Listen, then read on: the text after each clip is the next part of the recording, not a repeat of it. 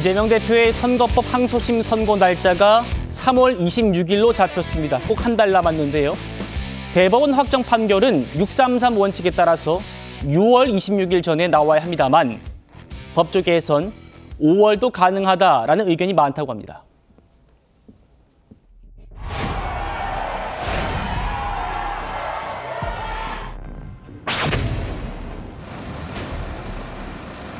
검찰이 1심 때와 같은 징역 2년을 구형했습니다. 좀 어떻게 생각하십니까? 고형이 중요한 게 아니라 실체가 중요합니다. 사법부가 현명하게 그리고 정의롭게 실체적 진실에 입각해서 잘 판단하실 걸로 생각합니다.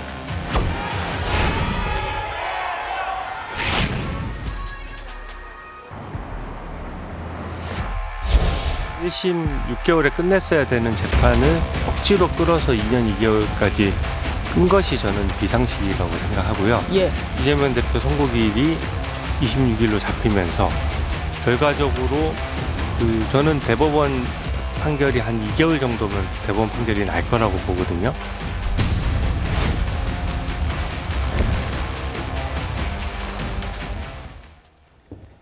김경 대변인님. 네. 이렇게만 되면 5월 내에 가능할 수도 있다는 겁니다. 3월 26일 2심 선고 나오잖아요. 검찰과 이재명 대표가 상고, 일주일 내에 상고하기 때문에 그 기간은 일단 두고 원래 고법에서 대법에 증거물 제출하는 게 한 14일 정도 걸린 14일 이내인데 이걸 이제 하루 만에 한다는 겁니다. 대법에서 이재명 대표에게 통지서도 하루 만에 하고 그러면 이제 이재명 대표 쪽은 이제 피고인의 그런 방어권 차원에서 모든 시한을 다 반영했습니다. 자, 이렇게 된다면 5월 내 가능하다. 하지만 문제는 앞서 보신 대로 이재명 대표가 서류를 기한 내에 내야 되고 또 소송 기록 접수 통지서 다음이요. 이 이른바 이제 패문 부재 전략. 이재명 대표가 통지서를 수령하고 해야 되는데 이걸 계속 부재하면서 안 받는 이런 전략을 안 써야만 5월 내 가능하다. 이런 전제가 있긴 합니다.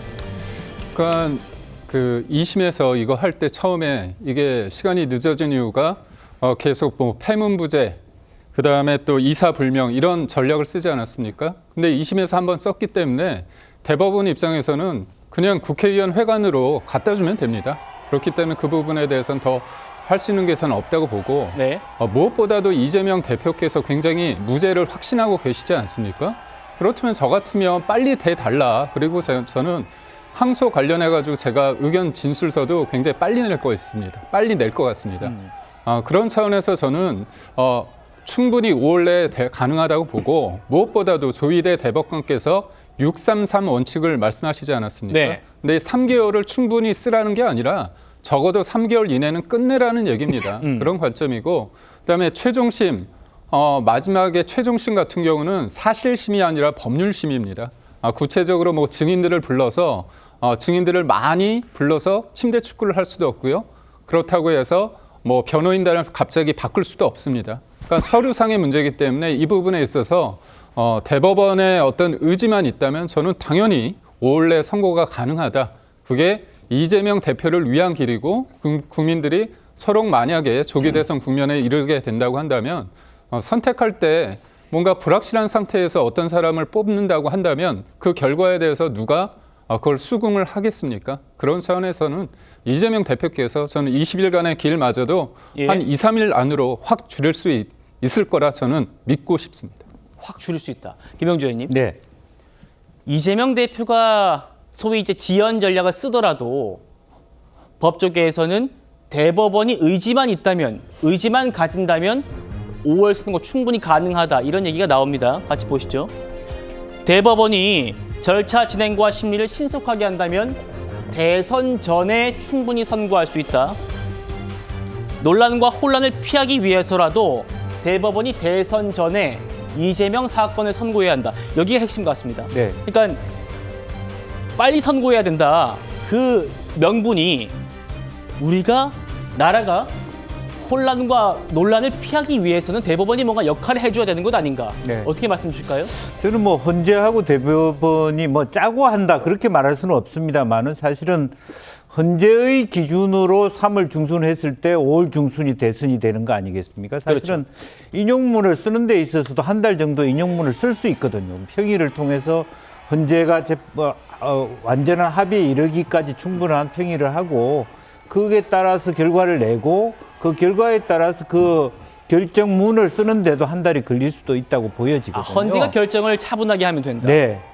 그래서 그런 부분에 있어서도 사실은 전체 이것이 그냥 우리 국민이 생각하는 대의라면 굳이 5월 중순 대선이 아니라 6월 초, 6월 중순 대선도 된다. 왜냐하면 결과적으로는 4월 18일 날 두 재판관 이전에 결정 내주면 되는 거 아니겠습니까? 그렇다면 4월 15일을 기준으로 하면 6월 중순 대선도 될 수 있는 겁니다. 그거는 뭐 빨리 말하는 판결이 빨리 끝났다고 그런 것이 아니라 내부적인 재판, 내부 합의 과정, 그리고 합의를 하고 난 다음에 어쨌든 기각이든 인용이든 간에 그 결정 주문에 대한 그 문을 작성하는데도 사실은 한 달이 걸릴 수도 있는 부분이거든요. 이제 그런 부분이 하나 있고 조금 네. 더 뒤로 늦춰서 여유 있게 하는 그런 부분이 하나 있고 두 번째 방금 말씀이 있었습니다만 제가 계산해 보니까 공식적 프로세스는 한 6주가 절차적으로 걸려요. 네. 그래서 한 뭐 2주 정도 한 주 사실 아까 사실심의이기 때문에 재판하고